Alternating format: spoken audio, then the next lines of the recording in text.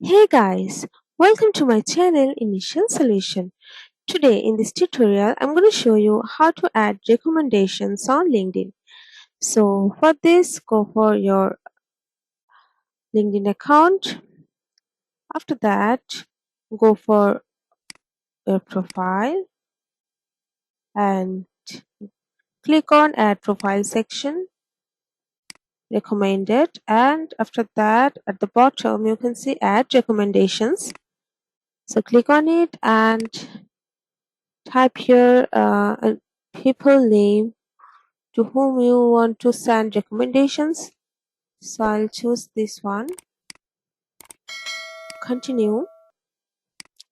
Select your relationship with that person. So then go for position at time, and you can customize your description or anything from here, and just at last click on send, and you can add. This is how you can add recommendations on LinkedIn. So guys, hope this video helped you guys.